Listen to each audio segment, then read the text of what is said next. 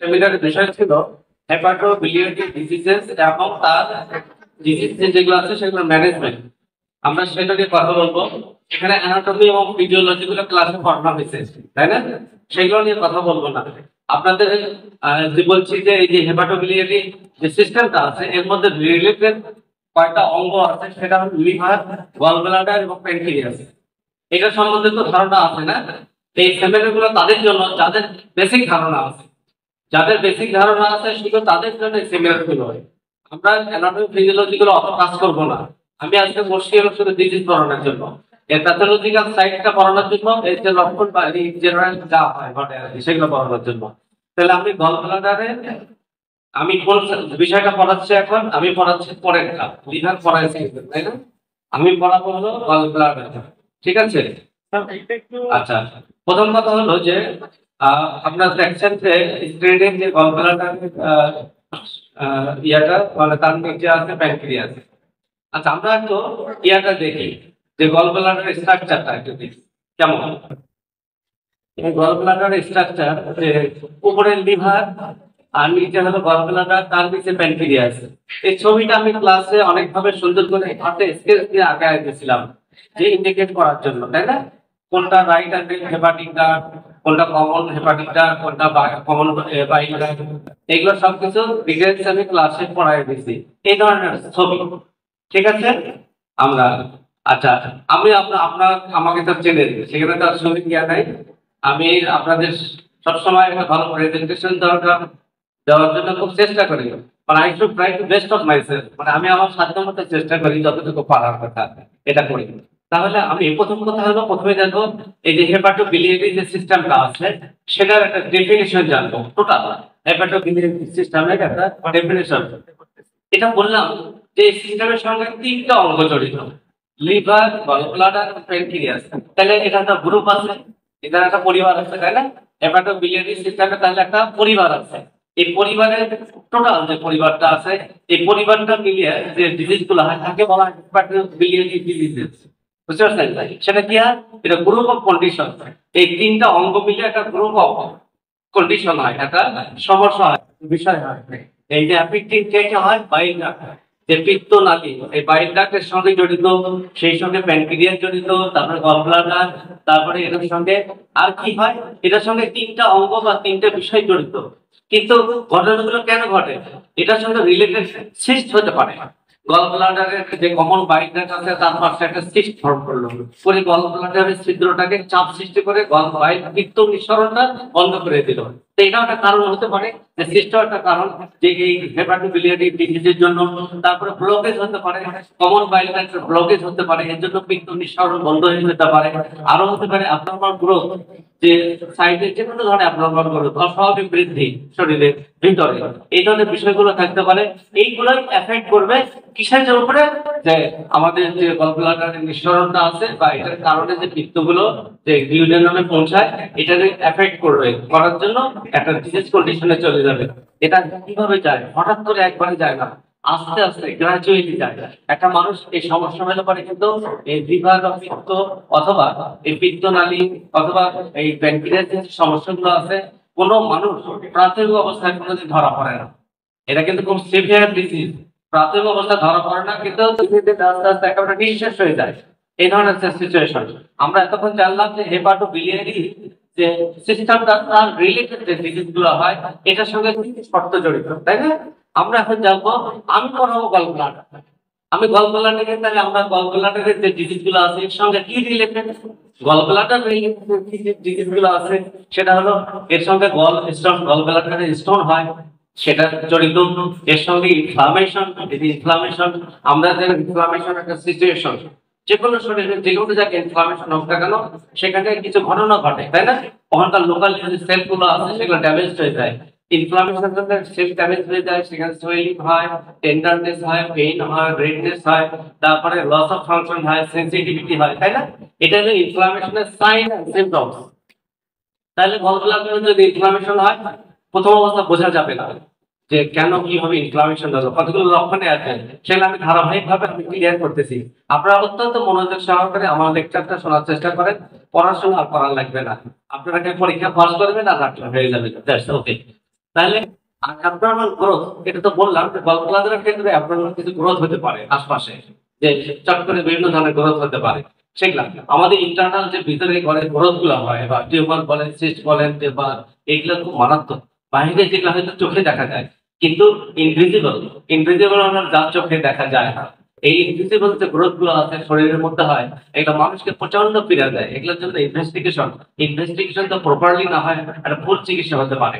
যার জন্য দেখা যায় একটা মানুষ এই ইন্টারনাল যে কোনো প্রবলেমের জন্য অনেক সাফার করে, এবং সেগুলো আমরা বুঝতে পারি না। বুঝতে পারছেন? এই যে অ্যাবনর্মাল গ্রোথ হয়।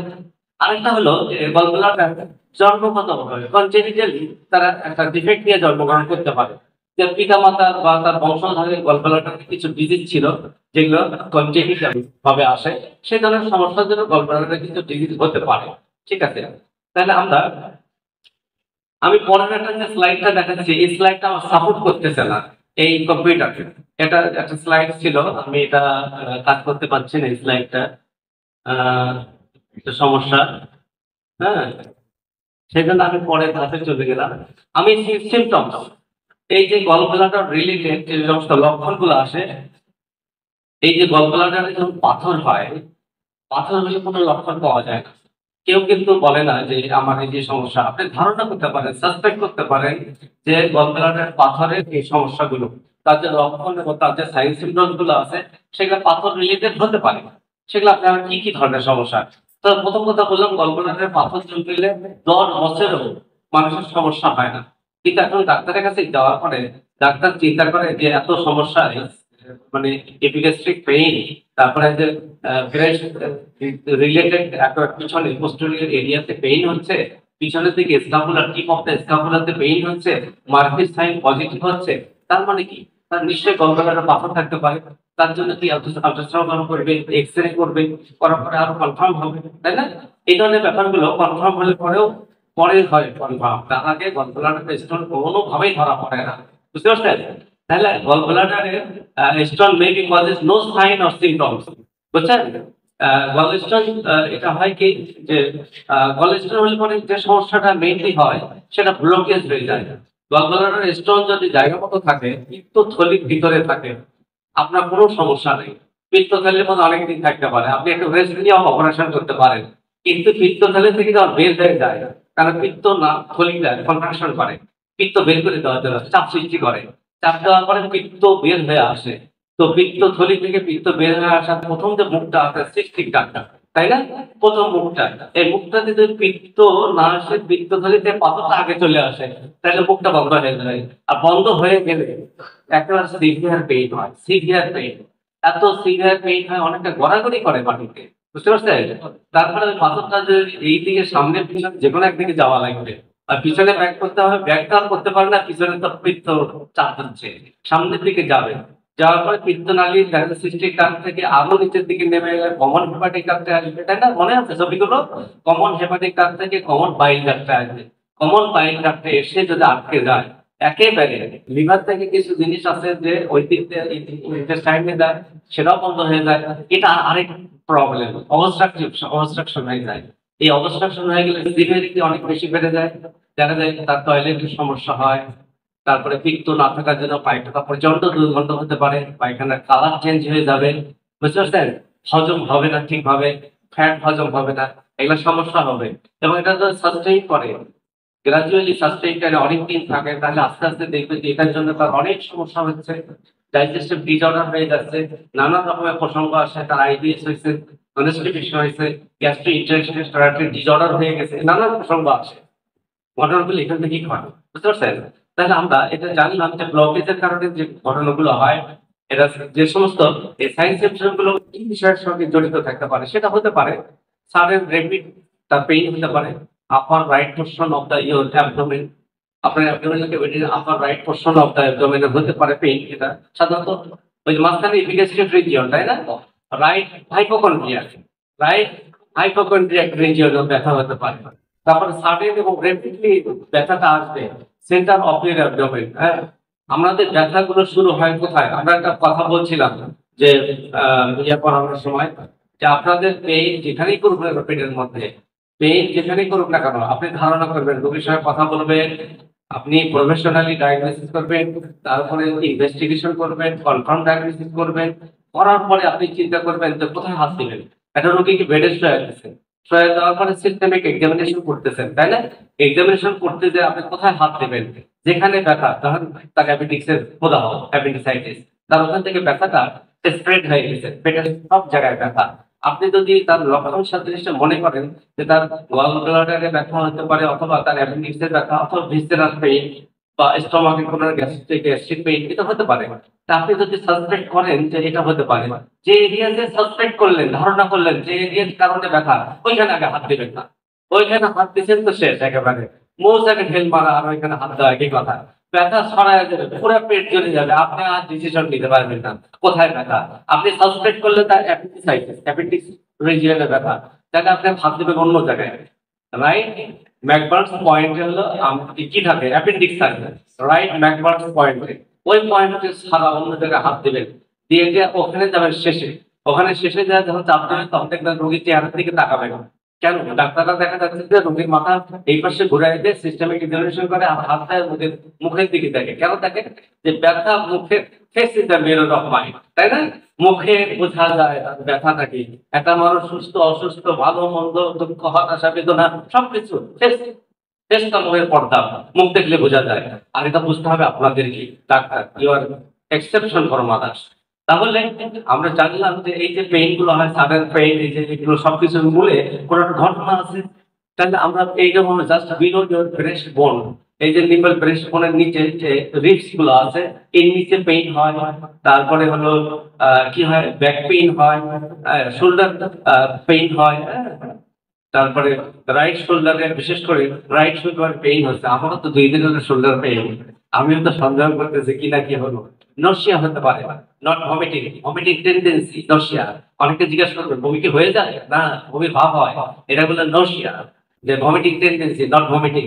তারপরে ভমিটিংও হয়ে যেতে পারে অনেকে, তাই না? অতিরিক্ত যে পাথরের যে সিভিয়ারিটি যদি বেশি বেড়ে যায়, ইনফ্লামেশন বেশি বেড়ে যায়, গলব্লাডার স্টোন অবস্ট্রাকশন করে ফেলছে, এইরকম সিচুয়েশন যদি সিভিয়ারিটি তার অনেক বেশি হয়, তাহলে বমি করে ফেলে। তার আগে সিভিয়ারিটি কম থাকলে তার ভমিটিং টেন্ডেন্সি হতে পারে, নর্সিয়া। এটা শুধু এর সঙ্গে রিলেটেড নয়, আপনাদের তো অনেক রোগ করবে, অনেক রোগের সঙ্গে রিলেটেড, তাই না? তাহলে আমাকে সবকিছু মিলে আপনার ডিফারেন্সিয়াল ডায়াগনোসিস করতে হবে। ডিফারেন্সিয়াল ডায়াগনোসিস কি? একটা রোগ চিন্তা করতেছেন, ওটার সঙ্গে এটার আর কোনো রোগের সঙ্গে যোগাযোগ আছে কিনা, তাই না? ডিফার করে, অন্যের সঙ্গে অন্যের ডিফার করা হয়, এটা বলা হয় ডিফারেন্সিয়াল ডায়াগনোসিস। তারপর ভমিটিং, তারপর গলস্টোন পেইনটা, গলব্লাডারের ভিতরে স্টোন থাকলে পেইনটা বেশি সাস্টেইন করে না, 1-2 মিনিট বা 1-1 ঘন্টা করে ভিতরে থাকলে, কিন্তু বাইরে আসলে কিন্তু ভালো হবে। এই ধরনের সিচুয়েশন আমরা। তারপরে আমরা সাইন সিমটম গুলো দেখলাম। এবার দেখি আমাদের এই গলব্লাডারের সাইন গুলো। এই যে দেখা যাচ্ছে যে pain in the upper right side, upper middle part of the abdomen, যেটা বললাম সেটা সামারি মধ্যে বিলিয়ারি কলিক, মানে বাইল, গলব্লাডারের ব্যথা যেটা বিলিয়ারি কলিক। তারপর নর্সিয়া, ভমিটিং হবে, ফিভার, জ্বর থাকবে, এবং তার ঠান্ডাও ভর্তি থাকবে, ঠান্ডা কাতরতা থাকবে। এই ধরনের ক্রনিক ডায়রিয়া, মাঝে মাঝে পুরাতন ডায়রিয়া, একটু অসুবিধা হলে ভেসে উঠবে পুরানো ডায়রিয়া। এর সঙ্গে থাকবে আরো কি থাকবে, যে জন্ডিস, জন্ডিস অবস্ট্রাকশন যদি হয়ে যায়, পিত্ত যদি না আসতে পারে, এটা বলে অবস্ট্রাকটিভ জন্ডিস। আপনার জন্ডিস প্র্যাকটিস অফ মেডিসিনের 3rd ইয়ার 4th ইয়ারে করানো হয়, সেখানে জন্ডিসের 3টা টাইপস বলা হয়েছে। একটা হলো হেপাটোসেলুলার জন্ডিস, হেপাটো মানে লিভার, লিভারের সেলের কোনো কারণে ডিসফাংশনের জন্য জন্ডিস হয়, হেপাটোসেলুলার জন্ডিস। আর একটা হচ্ছে হেমোলাইটিক জন্ডিস, হেম মানে হলো রক্ত, হেমোলাইটিক মানে রক্তের, রক্তের জন্ডিস, রক্তের ভিতরে বিলিরুবিন অনেক বেশি বেড়ে যায় কোনো কারণে, সেটার জন্য জন্ডিস হচ্ছে হেমোলাইটিক জন্ডিস। আর পাথর জনিত, গলব্লাডার থেকে পাথর বের হচ্ছে, বাবা পাথরটা যদি কি সসম্মানে বের হয়ে যায়, আপনি টের পান না, পাথর কিন্তু তৈরি হয়। গলব্লাডারে সবসময় পাথর তৈরি হয়, সবারই আছে। যদি বের হয়ে যায় কোনো সমস্যা নেই, কিন্তু ভেজালটা তখনই লাগে তখন আটকে যায়। এই আটকে যাওয়ার জন্য এই একটা জন্ডিস হয়, অবস্ট্রাকটিভ জন্ডিস, তাই না? আর স্টুল হলে যে হালকা কালারের স্টুল হয়, আমি একটু বললাম ফ্যাকাশে কালার, দুর্গন্ধ হয়, দেখা যাচ্ছে পায়খানার কালার ঠিক থাকে না। পায়খানার কালার কিন্তু একটা ফ্যাক্টর। আমরা বলছি, আপনার কোনো রোগীকে বলবেন আপনার মানে পায়খানার রং কেমন, তখন রুগী উত্তর দেবে এই কালার। হ্যাঁ, মানে এমন ধরনের প্রশ্ন করা লাগবে যে রংটা বলতে পারে, এই ধরনের প্রশ্ন করবে। ডার্ক ইউরিন, ইউরিন নর্মালি ইয়া কালার, স্ট্র কালার, সরেল কালারের মধ্যে ইউরিন থাকে নর্মালি। এটা যে অনেক বেশি আরো ডিপ হয়ে যায়, গাঢ় হয়ে যায়, তাহলে বোঝা যাবে তার পিত্ত নিঃসরণ ক্লিয়ার হচ্ছে না, এই ধরনের সমস্যাগুলো হতে পারে। তারপরে আমরা আসি যে তার এই যে যে গলব্লাডারের যে অ্যাটাক গুলো হয়, এই যে চট করে যে অ্যাটাকটা করে, যে অ্যাটাকটা চট করে হলো, চট করে নয়, এই অ্যাটাকটার সঙ্গে ইতিহাস জড়িত আছে। একটা ঘটনা একদিনে ঘটে না, ঘটনার পিছনে ঘটনা থাকে। একজন মানুষ খুন হয়ে গেল, তার পিছনে জীবন রহস্য আছে অনেক, তাই না? একটা বাড়ি চুরি করতেও চোরও কিন্তু কয়েকদিন চিন্তা করে, মুরগি ধরতেও শিয়াল চিন্তা করে, আবার শিয়াল কিন্তু এটাও করে যে খড় খোলা থাকলে ওইখানে যায় না, যে কি রে এত সুবিধা কেন, নিশ্চয় কোনো ঘটনা আছে। খড় খোলা, মুরগি খোলা ফেলা, শিয়াল চুরি করে না, বুঝতে পারছেন? যাই হোক, প্রসঙ্গক্রমে বিষয়টা হলো ঘটনা ঘটে, ঘটনার পেছনে কারণ থাকে, কারণ থাকে, কারণ ছাড়া কিছু ঘটে না, তাই না? There is nothing happen without cause, কোনো কিছুর কারণ ছাড়া ঘটে না। তাহলে পেইন, এটা কিছু ঘটনার জন্য পেইনটা থাকতে পারে, অ্যাবডোমিনাল পেইন, নসিয়া, ভমিটিং, এই বিষয়গুলো যে যদি হঠাৎ অ্যাটাক করে, তারপর এই হঠাৎ অ্যাটাকের মধ্যেও তার এই সমস্যাটা আসতে পারে। এই বিষয়গুলো হঠাৎ অ্যাটাকটা যদি ক্রনিক হয়ে যায়, ক্রনিকের মধ্যে কিছু জিনিস থাকবে, মাঝে মধ্যে ডায়রিয়া হতে পারে, তাই না? বললাম যে ক্রনিক ডায়রিয়া হতে পারে। আচ্ছা, এই বিষয়গুলো। আচ্ছা, আমরা এখন কিছু ডিজিজ নিয়ে কথা বলবো, তাই না? স্পেশাল কিছু ডিজিজ, যেমন এই যে একটা দেখেন কোলানজাইটিস। কোলানজাইটিস এটা একটা ডিজিজ, এটা মারাত্মক একটা ডিজিজ। কোলানজাইটিসের ইতিহাস খুব খারাপ। খারাপ হলো এরকম যে এই কোলানজাইটিস রোগটা হলে পরে যে অনেক সময় লিভার ট্রান্সপ্লান্ট করার মতো সিচুয়েশন হয়ে যায়, যে তার কি বলে লিভার মানে কলিজা, কলিজা পরিবর্তন করার মতো একটা কোলানজাইটিস অনেক দেরিতে হয়। কোলানজাইটিস হলো যে কমন বাইল ডাক্ট যেটা আছে না, কমন বাইল ডাক্ট, বুঝতে পারছেন কোনটা? কমন বাইল ডাক্ট কোনো কারণে ইনফ্লামেশন হয়ে যায়, ইনফ্লামেশন হয়, ইনফ্লামেশন হয়, এই কমন বাইল ডাক্টের মধ্যে আবার পাথরও জমে, সেটা আরেক রোগ, পরে আসছে। কমন বাইল ডাক্টের মধ্যে পাথর জমলে এক রোগ, জন্ডিসের দিক দিয়ে বলে অবস্ট্রাকটিভ জন্ডিস, পাথর জমলে কোলিটোকোলিথিয়াসিস বলে। আর যদি ইনফ্লামেশন হয়ে যায়, প্রদাহ হয়, তাহলে তাকে বলা হয় কোলানজাইটিস। এই কোলানজাইটিস খুব মারাত্মক একটা রোগ। এটার জন্য লিভার একদম পিত্তনালী পুরো ড্যামেজ হয়ে যায়, এবং এটা অনেক সিভিয়ারিটি, এবং সেক্ষেত্রে অপারেশন মাস্ট বি। হ্যাঁ, সেক্ষেত্রে কোলানজাইটিস। এরপরে কোলিটোকোলিথিয়াসিস, মানে যখন কোনো পিত্তনালী বা কমন বাইলের মধ্যে পাথর জমে, কিন্তু ইনফ্লামেশন নাই, ইনফ্লামেশন নাই, শুধু পাথরটা জমে গেছে। এই পাথরের জন্য হতে পারে তার মানে কিছু সাইন সিম্পটম, জন্ডিস, যেটা অবস্ট্রাকটিভ জন্ডিস। আর হলো এই সিচুয়েশনটাকে বলা হয় কোলিটোকোলিথিয়াসিস, যে কমন বাইলের মধ্যে পাথর জমা। এটাতে হয় কি সিভিয়ার পেইন হয়, খুব ইমিডিয়েট পেইন হতে পারে। আর যদি এটা বেশি দিন থাকে ওর ভিতরে, এই কারণ থেকে আস্তে আস্তে ইনফ্লামেশন হতে পারে, কোলানজাইটিস হতে পারে, বুঝতে পারছেন? আগে কোলিটোকোলিথিয়াসিস, তারপরে কোলানজাইটিস, ঠিক আছে? আচ্ছা, আমরা বেরোন করলি। তারপরে আরেকটা, এই যে দেখেন গলব্লাডারের মধ্যে যে পাথরগুলো হয়, এই যে গলব্লাডারের পাথরগুলো এইভাবে থাকে, এখানে থাকলে কোনো সমস্যা নেই, কিন্তু এই জায়গাটায় যদি যায়, আর যদি কমন বাইলটা এখানে যায়, এটাকে বললাম, এখানে বললেও ব্যথা হবে, আর এখানে আটকে দিতে পারে, কোলানজাইটিস হয়, কোলিটোকোলিথিয়াসিস হয়, তারপরে এখানে ইনফ্লামেশন হয়, তাই না? এই সমস্যা, এই পাথরগুলো দেখেন কত মসৃণ, একেবারে আমরা অরিজিনাল স্টোন পাথর। হ্যাঁ, তারপরে এই যে এগুলা টাইপ, একটা টাইপসের পাথর, বিভিন্ন ধরনের, কি ধরনের পাথর হয় সেগুলো নিয়ে কথা বলবো, ঠিক আছে? তা আমরা দেখলাম যে পাথরগুলো কিরকম পাথর হয়, এই পাথরগুলো, ঠিক আছে? তারপরে পলিসিস্টাইটিস। পলিসিস্টাইটিস কি জিনিস? পলিসিস্টাইটিস হলো গল ব্লাডারের প্রদাহ। গল ব্লাডারের যে ক্ষতিটা আছে, এটা প্রদাহ। আর গল ব্লাডার কমন বাইল একটা প্রদাহ হচ্ছে কোলানজাইটিস, আর এটা হলো পলিসিস্টাইটিস, বুঝতে পারছেন? পলিসিস্টাইটিস, এটা কিন্তু কোলাইটিস না, সিস্টাইটিস না। কোলাইটিস হলো কোলনের হলো ইনফ্লামেশন, যে large intestine inflammation, colitis. Cystitis এটা হলো আপনার মূত্রথলি ইনফ্লামেশন, সিস্টাইটিস। আর এটাকে বলছি পলিসিস্টাইটিস, তার মানে পিত্তথলির প্রদাহ, বুঝতে পারছেন? এগুলা টার্মগুলো মনে রাখা লাগবে, একটা সঙ্গে একটা ডিফারেন্সিয়েশন বোঝা লাগবে, তাই না? যে আমরা কোন শব্দটা কোথায় ব্যবহার করবো। কিডনি যদি চট করে বলেন পিছনে দিয়ে মাথার উপরে থাকে তাহলে তো মার্ডার হয়ে যাবে, একেবারে সর্বনাশ, পড়াশোনা একে বৃথা হয়ে যাবে। বুঝতে পারছেন? আমরা তাহলে পলিসিস্টেটি জানলাম। এই পলিসিস্টেটে রিকভারি করার জন্য বা পাথর, বিশেষ করে গলব্লাডারের মধ্যে পাথর থাকলে পরে একটা ওপেন করে, নরমালি অপারেশন করে। আরেকটা হলো ল্যাপারোস্কোপি করে, তাই না? এই ল্যাপারোস্কোপি পয়েন্ট গুলো দেখা হয়েছে যেখানে এগুলা দেখাগুলো ফুটা করে এখান থেকে পাথরটা বের করে নিয়ে আসে। এমনকি পাথর বের করে না, ল্যাপারোস্কোপি করে একটা গলব্লাডারটা টোটাল এক্সপালশন করে, টোটাল বের করে নিয়ে আসে। বুঝতে পারছেন? পলিসিস্টাইটিসের ব্যাপার। তারপরে আবার দেখি যে এই যে পলিসিস্টেক্টমি, এই অপারেশনটার নাম হলো পলিসিস্টেক্টমি। গলব্লাডার যদি কেটে ফেলে দেয়, এই অপারেশনের নাম হলো পলিসিস্টেক্টমি। এখানে দেখেন যে এই যে গলব্লাডারটা নিচে ছিল, এখান থেকে ডিটাচ করে ফেলছে, হ্যাঁ, করার পর আলাদা হয়ে গেছে। এরকম সিচুয়েশন হলো surgical removal of the gallbladder. হ্যাঁ, এই তারপরে আমরা দেখি এখন হলো যে গল স্টোনটা কি জিনিস, গলব্লাডারে যে স্টোন হয় এটা কি জিনিস? একটা এক ধরনের ডিপোজিট। ডিপোজিট মানে কি? কোনো কিছু অ্যাকুমুলেশন হওয়া, জমা হওয়া। বুঝতে পারছেন? এটা এক ধরনের ডিপোজিট বা অ্যাকুমুলেশন হয়। হার্ড সাবস্টেন্স সেগুলা আসে কোথা থেকে? শরীরের বিভিন্ন জায়গা থেকে আসে, এসে ওখানে জমা হয়। লিভার থেকে আসে, বিভিন্ন জায়গা থেকে এসে ওখানে জমা হয়। বুঝতে পারছেন? এই জমা হওয়ার পরে সেগুলো হয় কি আস্তে আস্তে বড় হয়ে যায়। সেগুলো দেখা যাচ্ছে বড় হওয়ার পরে যতক্ষণ পর্যন্ত সমস্যা হয় না ততক্ষণ তো ভালো, আর না হলে সমস্যা।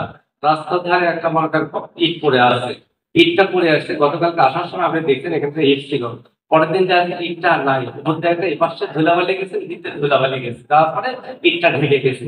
ধুলাটা সরাই দেখেন ভিতরে একটা পাথর আছে, ইট আছে, তাই না? তো গলগলাটের পাথরগুলো ওই রকমই জমে। দেখা যাচ্ছে যে আমাদের শরীরের মধ্যে অর্গানিক ইনঅর্গানিক সাবস্টেন্স আছে না, এই সমস্ত ইনঅর্গানিক সাবস্টেন্স যেগুলো আছে সেগুলো ডিপোজিট হয় গলব্লাডারের মধ্যে, হয়ে আস্তে আস্তে পাথর হয়ে যায়। পাথরের বিভিন্ন ধরনের সাইজ হতে পারে, ছোট বড়। এটি গ্রাফিল টাইপের, ছোট স্মল টিনি। এই সমস্ত ছোট ছোট পাথরগুলো এগুলো হয় কি, এগুলো থাকে সবার, থাকে বের হয়, অনেকদিন থাকে, এগুলো সমস্যা না। হ্যাঁ, এই সমস্ত গলব্লাডারের পাথরগুলো বিভিন্ন ব্যক্তির বিভিন্ন রকমের হতে পারে। একই রকম সবার যে হয় পাথর তা না।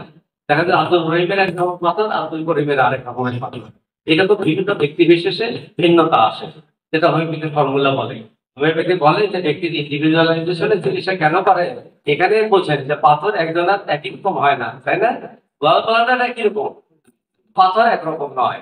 এখানে হলো আমার ব্যক্তি স্বাতন্ত্রতা নির্ভর করে। ঠিক আছে? আকাশ কালার, আকাশ কালার বৃষ্টি আসতে পারে। আচ্ছা, গলব্লাডার স্টোন হওয়ার যে কারণগুলো আছে, কারণগুলো হয়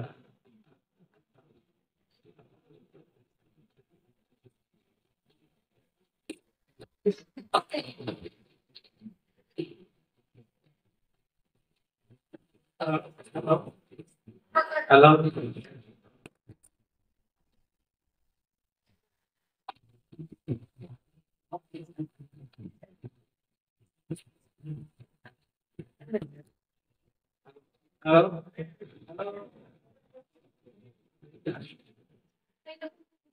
গলব্লাডারে স্টোন কমবে ওই যে পাওয়ার বেশি হয়ে গেছে।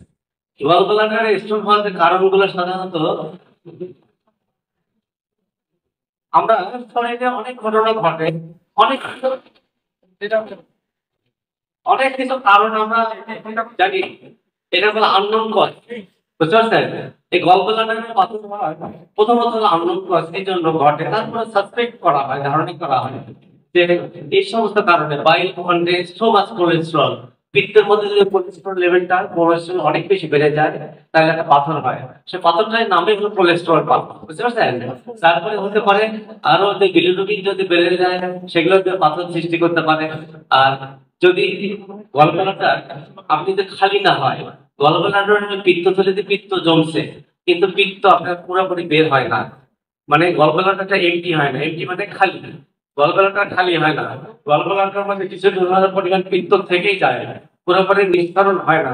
এই যে থেকে যাওয়া, গ্রাজুয়ালি থেকে যেতে যেতে আস্তে আস্তে ওটার কনসেন্ট্রেশনটা কনসেন্ট্রেটেড হয়ে যায়, তখন জমাট বেঁধে যায়, তখন পাথর হয়। এই ক্ষেত্রেও পাথর হয়। ঠিক আছে? আচ্ছা, গল ব্লাডারের টাইপস গুলো বললাম যে কারণ থেকে কি কারণে হয় বা কি কি উপাদান দিয়ে তৈরি হয়, সেরকম যে আমি একটু বললাম যে এই যে কোলেস্ট্রল আর একটা পিগমেন্ট কোলেস্ট্রল বিভিন্ন কারণে কোলেস্ট্রল হয়। এগুলো কারণগুলো আছে, বিভিন্ন ধরনের উপাদান থেকে এগুলো হয়।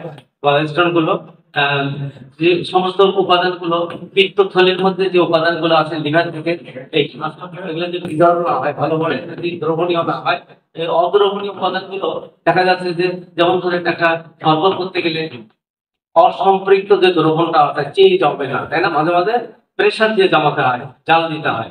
দেখেন এখানে তো আর সেই সুযোগ নাই, তাই না? এখানে ওই যে ডিপোজিট যেটা থাকে, যেটা অসম্পৃক্ত ডিপোজিট, সেটা জমে জমে পাথর হতে পারে এখান থেকে, বুঝতে পারছেন? তারপরে আমরা এই রিলেটেড যে ডায়াগনোসিস গুলো করে, যে রোগটা ডায়াগনোসিস করে অথবা এটার জন্য যে পরীক্ষা নিরীক্ষা করে, সেটা বলা হয় ইআরসিপি। ইআরসিপি এন্ডোস্কোপিক আর্থে রেট্রোগ্রেড আলাকোলঞ্জিও পেনক্রিওটোগ্রাফি। এটাও হলো স্পেশাল, এটার জন্য ডায়াগনোসিস গুলোর জন্য এই একটা রোগ মানে ডায়াগনোসিস করে। এই ডায়াগনোসিস করে কিসে করে, এটা কি কি ধরনের প্রবলেম গুলো হয় লিভার, গলব্লাডার, বাইল ডাক্ট এবং প্যানক্রিয়াসের, এই চারটা অঙ্গ প্রথম টেস্ট যে করে একটা খুব মানসম্মত, সেটা হলো ইআরসিপি। ঠিক আছে। আচ্ছা, আমরা দেখলাম যে এই যে দেখেন, এটা হলো পাকস্থলী ভিতর দিয়ে নাক দিয়ে ঢোকায় দিয়ে মুখ দিয়ে ঢোকায় দিয়ে এন্ডোস্কোপি করছে। কোন জায়গাটা আসছে? এটা গল ব্লাডার বাইল ডাক্টের শেষ প্রান্ত, second part of the duodenum. এখানে বলে অ্যাম্পুলা। হ্যাঁ, এই অ্যাম্পুলাতে যেখানে প্যানক্রিয়াটিক ডাক্ট, তারপরে একটা কমন বাইল ডাক্ট, এবং যেখানে ওপেন হয়েছে second part of the duodenum, এখানে এই এন্ডোস্কোপির মাথাটা ছবি তোলার জন্য। আর এটা ছবি যে আপনার হাতে গল্পটাকে আঁকতে পারেন পরীক্ষা পাশের জন্য। আচ্ছা, ঠিক আছে। আমরা পরবর্তীতে এই যে ডায়াগনোসিস গুলা কিভাবে করে, কি কি মানে আমরা যে ইনভেস্টিগেশন গুলো করে এটার জন্য, যে প্রসিডিউর গুলো আছে, কি কি ধরনের ইনভেস্টিগেশন করে, যে সাধারণত অ্যাবডোমিনাল আল্ট্রাসাউন্ড করে, আল্ট্রাসাউন্ড করার মাধ্যমে করে, তারপরে ইন্ডোস্কোপিক আল্ট্রাসাউন্ড করে। এই আল্ট্রাসাউন্ড সম্বন্ধে তোমাদের রোহন স্যার অনেক ভালো বলবেন, তার এই ব্যাপারে ডিগ্রি নেওয়া আছে। হ্যাঁ, আমি একটু কম বুঝছি। তারপরে আদার ইমেজিং টেস্ট, অন্যান্য এক্স রে থাকতে পারে, অন্যান্য, তাই না? সিটি স্ক্যান হতে পারে, এমআরআই হতে পারে, বিভিন্ন ধরনের খুব মানসম্মত ব্লাডের কিছু টেস্ট আছে। যদি ইনফ্লামেশন হয়, ব্লাডের কিছু কমন কিছু সিবিসি টেস্ট করতে দেওয়া হয়, যাতে করে ইনফ্লামেশনটা বোঝা যায়। তারপরে এন্ডোস্কোপি রেট্রোগ্রেড, এটা সম্বন্ধে আপনি একটু বলবেন। হ্যাঁ, আমি এটা সম্বন্ধে জানি না। আর কোলাঞ্জিওগ্রাফি, ক্রিওটোগ্রাফি, প্যানক্রিয়াটোগ্রাফি, মানে এটাও একটা টেস্ট। হ্যাঁ, এটা একটা টেস্ট হয়। আচ্ছা, যাই হোক, আমরা এখন জানি যে এই গলব্লাডারের ডিজিজ হলে কি কি রিস্ক হয়, কি রিস্ক ঘটে। এই যে রিস্ক গুলো মানে কোন কোন ক্ষেত্রে আপনার শারীরিক যে ফিজিক্যাল স্ট্রাকচার, আপনার মানসিক সিচুয়েশন, খাওয়া দাওয়া, লাইফ স্টাইল, কোনগুলো করলে পরে আপনার গলব্লাডারের এই সমস্ত ডিজিজ হওয়ার একটা সম্ভাবনা থাকে। কি কি? কারো যদি ওবেসিটি হয়, ওজন বেড়ে যায়, তার যদি ওভারওয়েট হয়, হাইট হিসাবে, বাচ্চাদের ওজন হয় হলো বয়স হিসাবে, আর বড়দের হাইট হিসাবে। আপনার হাইটের বাইরে, হাইট হিসাবে যে ওজন হওয়া দরকার, তার বাইরে যদি ওজন হয়, তাহলে গলব্লাডারে ডিজিজ হওয়ার, পাথর হওয়ার সম্ভাবনা বেশি থাকে। ফুড সেনসিটিভিটি, কিছু খাবার আছে যে খাবারগুলো এই ধরনের সমস্যাগুলো সৃষ্টি করতে পারে। তারপরে এই যে হলো বিগিন এ উমেন, মেয়েদের ক্ষেত্রে এই পাথর হওয়ার শুরু হওয়ার সম্ভাবনা বেশি। জেনেটিক্যালি হতে পারে। এজ ওল্ডার দ্যান 60 ইয়ার্স, মানে 60 ইয়ার্স এর মধ্যে এই পাথর হওয়ার ঝুঁকি বেশি। র্যাপিড ওয়েট লস, অনেক সময় দেখা যাচ্ছে অন্যান্য রোগের ক্ষেত্রে দ্রুত যাদের ওয়েট লস হয়, তাহলে গলব্লাডার পাথর হওয়ার জন্য ওয়েট বেশি যায়, কিন্তু ওয়েট লস হলে মানে এর সঙ্গে রিলেটেড অন্যান্য ব্যাধি হতে পারে। তারপরে আর কি আছে, কোলেস্টেরল লোয়ারিং মেডিকেশন, কোলেস্টেরল কমানোর জন্য যে সমস্ত মেডিসিন গুলো খায় যারা রেগুলার, কোলেস্টেরল কমানোর জন্য ওষুধগুলো যেগুলো খায়, সেই ওষুধগুলো খেলেও তার এই গলব্লাডার রিলেটেড ডিজিজ গুলো হতে পারে। তার হরমোন থেরাপি, যারা এই যে হরমোন কমে যায় বিভিন্ন সময়, বর্তমানে এটা আসলে এটা কমন একটা চিকিৎসা, হরমোন সাপ্লিমেন্টেশন দেওয়া। আপনারা চেষ্টা করবেন, আপনারা নিজেরাও যত সম্ভব নেবেন না, অন্যকেও নেওয়ার জন্য সাজেস্ট করবেন না। বিশেষ করে মেয়েদের মাসিক বন্ধ হলে আর কোনো গতি নাই, একেবারে হরমোন থেরাপি শুরু করলো, কিন্তু কি হবে ঘটবে আল্লাহ ছাড়া কেউ জানে না। আচ্ছা, তাহলে ডায়াবেটিস থাকলে পরে ডায়াবেটিস যাদের আছে তাদের গলব্লাডার ডিজিজ তাদের হওয়ার চান্স প্রায় থাকে। হ্যাঁ, তারপরে হাইপোথাইরয়েডিজম, যাদের থাইরয়েড গ্ল্যান্ড যদি কোনো কারণে তার নিঃসরণ কমে যায়। তারপর লো স্টোমাক অ্যাসিড, স্টোমাকের অ্যাসিডিটি অনেক, হাইপো অ্যাসিডিটি মানে অ্যাসিডিটি যদি খুব কমে যায়, নর্মালি অ্যাসিড দরকার কিন্তু যদি একেবারে কমে যায় তখনও সমস্যা। তারপরে ভেরি লো ফ্যাট ডায়েট, যে আপনি ডায়েট যেটা করতেছেন ফ্যাটি ডায়েট গুলো, একটু ফ্যাট ট্যাট খেতে হবে, একেবারে ফ্যাটলেস থাকা যাবে না।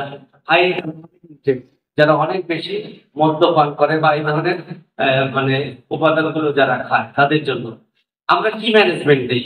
একটা একটা এই যে গলব্লাডারের ডিজিজের পেশেন্ট হোক বা যে কোনো পেশেন্ট হোক, আমরা তাকে আগে দেখি, আসার দিকে ওষুধ দেই নাকি কথা শুনি? আগে কথা শুনি যে আপনার কি সমস্যা, কি জন্য আসছে, তাকে চিনি, তার চেহারাটা দেখি, কিভাবে বসে, কিভাবে ওঠে, তাই না, কিভাবে কথা বলে, তার বডি ল্যাঙ্গুয়েজ দিকে, এগুলো সবকিছু দেখার পরে আমরা তাকে কি দিই? ম্যানেজমেন্ট দিই। ম্যানেজমেন্ট হলো এই যে দুটো, প্রিভেন্টিভ ম্যানেজমেন্ট আর কিউরেটিভ ম্যানেজমেন্ট। প্রিভেন্টিভ ম্যানেজমেন্ট হলো দুটো জিনিস, একটা অ্যাডভাইস দেই আর একটা মেডিসিন দেই। অ্যাডভাইস কি দেই?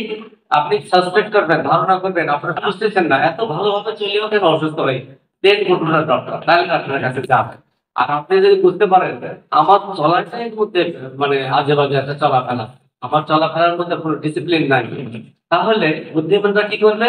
চলাফেরা ডিসিপ্লিন নিয়ে আসবে, নিয়ে আসার পরেও যদি অসুস্থ হয় তখন ডাক্তারের কাছে যাবে, তাই না? আপনাদের জন্য স্পেশাল পরামর্শ হলো, আপনারা ডাক্তার, you are going to be a doctor, আপনারা ডিসিপ্লিন মেনটেন করবেন, ভালো থাকবেন, সেটা হলো ব্যাপার, তাই না? আচ্ছা, তাহলে অ্যাডভাইস কি জিনিস? অ্যাডভাইস হলো ওই বিষয়, যে বিষয়গুলো এলোমেলো করে তার তথ্য, জীবনযাত্রা, চলাফেরা, শোয়া, বসা, পোশাক পরিচ্ছদ সব মিলিয়ে আপনার সুন্দর একটা অ্যাডভাইস দেবেন। কারণ আজকাল অ্যাডভাইস ছাড়া কোনো রোগী স্যাটিসফাইড হয় না। আগে বলতেন ওষুধ দিলাম, যা ওষুধ খান, এখন ওষুধ খাওয়ার পাশাপাশি বলে কি, ডাক্তার সাহেব আমার টেস্ট করেন, আমার কি হয়েছে, আমার কি সমস্যা হয়েছে, আমার রোগের নাম কি? আপনি যদি রোগের নাম না বলতে পারেন খুব সমস্যা। রোগের নাম না বলেন, আপনার রোগীকে ম্যানেজ করবেন তো একটু হিপনোটাইজ করা লাগবে। হ্যাঁ, আর একটা হলো যে আপনি মেডিসিন দেবেন, মেডিসিন আপনি হোমিওপ্যাথিক ডাক্তার, হোমিও মেডিসিন দেবেন on the basis of science symptoms, তাই না? এরকম যদি ডাক্তাররা তাদের সিস্টেমে দেবেন, আর একটু দিয়ে তারা তাদের সিস্টেমে দেবেন। কিউরেটিভ ম্যানেজমেন্ট, আপনি যদি একজন বিচক্ষণ এবং সুশিক্ষিত ডাক্তার হন, আপনার কাজটাই হবে রোগীকে তার সুস্বাস্থ্যে ফিরিয়ে নিয়ে আসা, সেটা হোক মানসিক হোক বা শারীরিক। তাহলে সুস্বাস্থ্যে ফিরিয়ে নিয়ে আসার জন্য আপনার যেটা করণীয় সবচেয়ে, সেটা হলো রোগীর প্রতি আপনার আলাদা একটা দৃষ্টি দেওয়া লাগবে, তাই না? দৃষ্টিটা কিরকম? আপনি পড়াশোনা শিখছেন, তাহলে আপনি কাজে লাগাবেন না? শেখেন নাই, সেটা এক কথা। আপনি যদি ইবাদত করার শেখেন, আপনি ইবাদত না করেন, আল্লাহ আপনাকে ছাড়বে না, তাই না? আপনি পড়তে জানেন, অনেকে আছে অনেক কিছু জানেন, চুপ করে দেখেন থাকেন, এই মানুষগুলো ভালো না। আমি পারি, আমি এটা করতে পারি, অথচ সে করে না। অথচ সে তার দাবি আছে যে আপনি তো ভালো ডাক্তার, আপনার রোগী দাবি করতে পারে আপনার কাছে আপনি ভালো ডাক্তার, আপনি প্র্যাকটিস করেন। আমি প্র্যাকটিস করি না, কেন করবেন না? কেন পড়াশোনা করলেন, তাই না? এটা দাবি। আর আপনি তো সুশিক্ষিত ডাক্তার হয়েছেন, আপনার পেশাগত আপনার পেশাগত অভিজ্ঞতা আছে, তাই না? আপনার পেশাগত অভিজ্ঞতা আছে, যে আপনি শিক্ষাগত যোগ্যতা আছে, আপনি সবকিছু বোঝেন। তাহলে আপনি যদি বোঝেন যে গল ব্লাডারে পাথর আছে, পাথরটা সাইজ বড়, পাথরটা আটকে যাচ্ছে, অবস্ট্রাকশন হয়ে গেছে, এইরকম সিচুয়েশন, অপারেশন জরুরি, তাহলে আপনি জানেন এই রোগীটাকে অপারেশন করা লাগবে। আপনি সার্জারি এখানে করছেন সার্জারি হওয়ার জন্য নয়, সার্জারি বোঝার জন্য। আপনি তো বোঝেন this is the case of surgical case, আপনি অবশ্যই ইমানের সহিত, আর রোগীরা হলো আমানত, আমানতের খেয়ানত করা যাবে না। আপনাকে বুঝতে হবে এবং এই আমানতের খেয়ানত না করে আপনার সিদ্ধান্ত নিতে হবে, আপনি ভাই অপারেশন করেন, this is the case of surgical case. আপনার অপারেশন পোস্ট অপারেটিভ ম্যানেজমেন্টের জন্য আপনি আমার কাছে আসতে পারেন, পরবর্তীতে দেখা যায়। এতে করে সুবিধা দুটা, একটা হলো এই রোগীটা আপনার কাছে একটা ভালো পরামর্শ পেল, তার জীবনটা সংখ্যামুক্ত হলো। আর দ্বিতীয় কথা হলো আপনার জন্য কি হলো, আপনার জন্য এটা হলো, এটা সাইকোলজি দিয়ে বোঝার চেষ্টা করেন। আপনার জন্য একটা ক্ষেত্র তৈরি হলো যে আপনি রোগীকে মিসগাইড করেন না, আপনি বোঝেন, টেস্ট বোঝেন, রিপোর্ট বোঝেন, সিচুয়েশন বোঝেন, রোগীর কমপ্লিকেশন বোঝেন, পরিণতি কি হবে সেটাও আপনি বোঝেন। এই বোঝাটা সুবিধা কি দেবে? ওই রোগী ওই রোগের জন্য পাঠালেন, কিন্তু ওই রোগী অন্য রোগের জন্য আবার আপনার কাছে আসবে, সে তো আসবেই। আরো রোগী নিয়ে আসবে, উনি একজন ভালো ডাক্তার, ঠিক আছে না? That's okay. আচ্ছা, আমরা এটা বুঝলাম যে ম্যানেজমেন্টটা আমরা কিভাবে দেবো। আচ্ছা, পরে আসি আমরা যে ট্রিটমেন্টটা, তাই না? আমরা ট্রিটমেন্ট দেবো, দেখা যাচ্ছে যে এই যে বললাম যে ট্রিটমেন্টের পার্ট, এটা কিউরেটিভ ট্রিটমেন্ট। এটা ম্যাক্সিমাম ক্ষেত্রে অনেক সময় গলব্লাডারের ট্রিটমেন্ট গুলো সার্জিক্যাল ট্রিটমেন্ট। গলব্লাডারের কিন্তু আমরা অনেক সময় অনেক ওষুধ বেড়ে গেছিলাম, অব্যর্থ ওষুধ একেবারে। গলব্লাডারের পাথরের জন্য কোলেস্টেরিনাম ফিনিক্স, আবার কি কি কি সব ওষুধ আছে, একেবারে অব্যর্থ ওষুধ। আপনি দিলে চূড়ান্ত ব্যর্থ হয়ে গেলেন, কিছু করার নাই।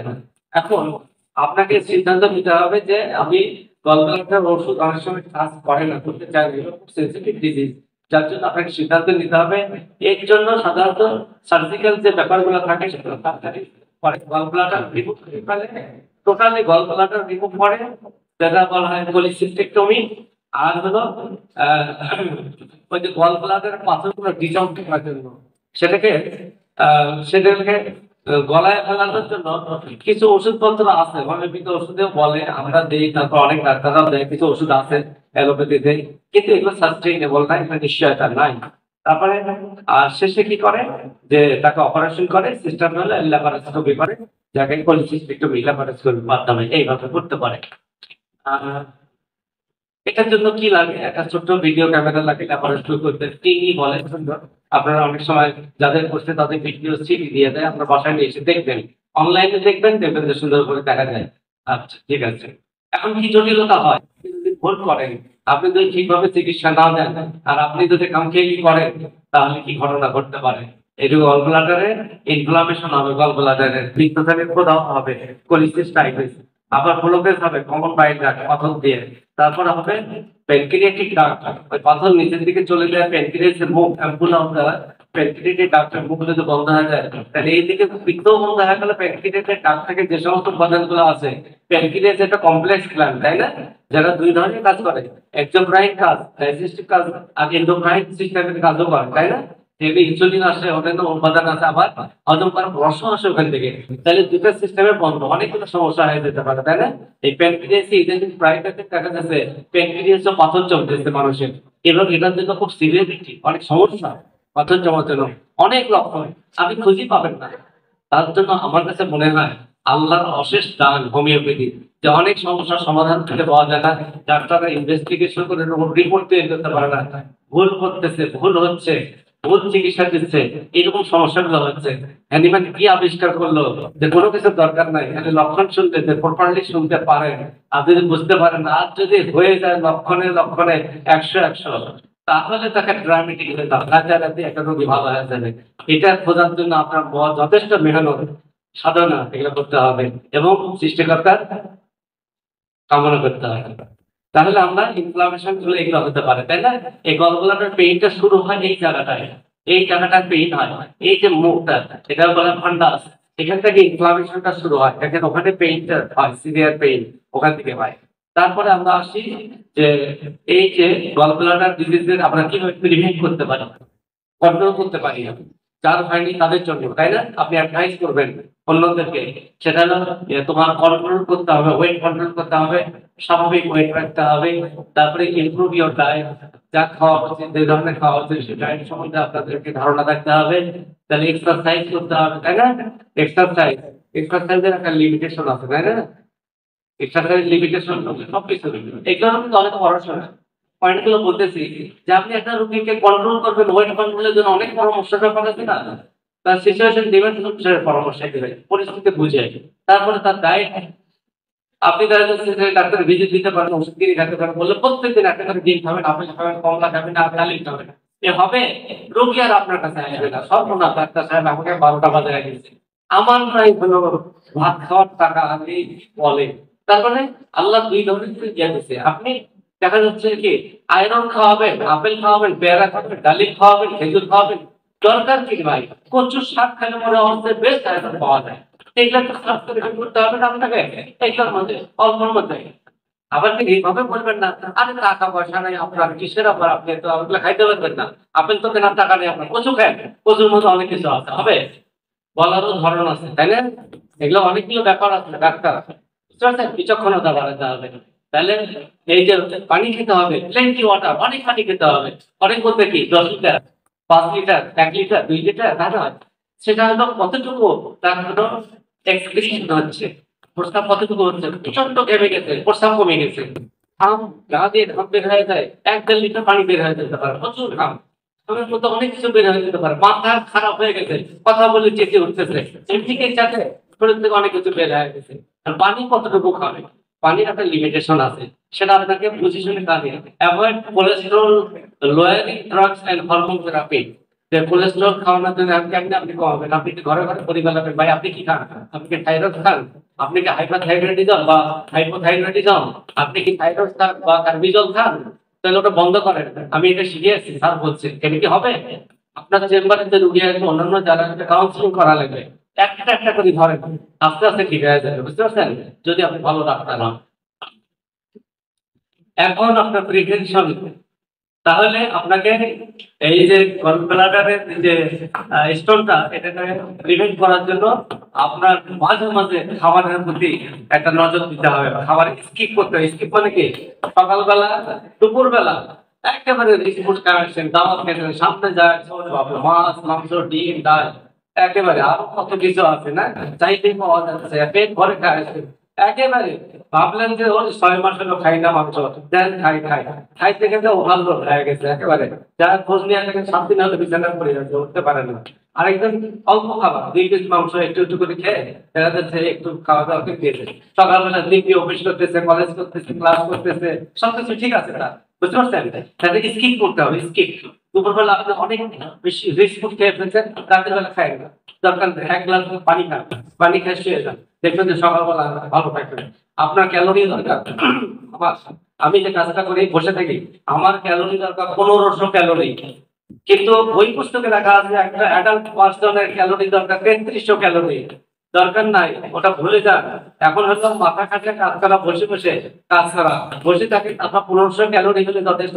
যারা মাটি কাটে, রাস্তায় কাজ করে, বেশি এক্সারসাইজ কাজ করে, যেগুলো যারা বডি ফিজিক্যাল ওয়ার্ক বেশি করে, তাদের জন্য সর্বোচ্চ 22 থেকে 24-2500 ক্যালোরি এনাফ। কিন্তু দুর্ভাগ্য আমাদের, তাদের কোনো খাবার নাই, বুঝতে পারছেন? আর আমরা বসে বসে অনেক খাবার খাই, কি দরকার? সেজন্য খাবার স্কিপ করবেন, বাদ দেবেন মাঝে মাঝে। আর তারপরে ওয়েট লস করাতে হবে আপনাকে স্লোলি, একবারে। অনেকে বলেন না আমার ওজন বেশি হয়েছে, একেবারে জিম করা শুরু করে দেয়, কিন্তু গ্রাজুয়ালি করতে হবে, একবারে করবেন না। হ্যাঁ, আপনার ওজন কমানো হয়, মোর হাই ফাইবার ফুডস, ফাইবার যুক্ত খাবার যেটা খাবেন, টাকাটা ক্লিয়ার থাকবে, আপনি সুস্থ থাকবেন। মেইনটেইন হেলথ ওয়েট, মেইনটেইন কি হলো, মেইনটেইন হেলথি ওয়েট, যে ভালো স্বাস্থ্য রাখার জন্য চেষ্টা করবেন। এই হলো আমার প্রেজেন্টেশন, বুঝতে পারছেন? শেষ হয়ে গেল, হঠাৎ হ্যাঁ দিয়ে চলে আসছে, কথা শেষ, বুঝতে পারছেন? আপনার থেকে আমার কোনো শুভকামনা, আমি বিদায় নিচ্ছি। আপনারা ভালো থাকবেন, এবং আপনারা এই সেমিনারের ইম্পর্টেন্স গুলো যদি আপনারা নিজে ফিল করেন, তাহলে সেমিনারের জন্য আমাদেরকে বলবেন, আমরা করবো ইনশাআল্লাহ। তো সেমিনার এই পর্যায়ে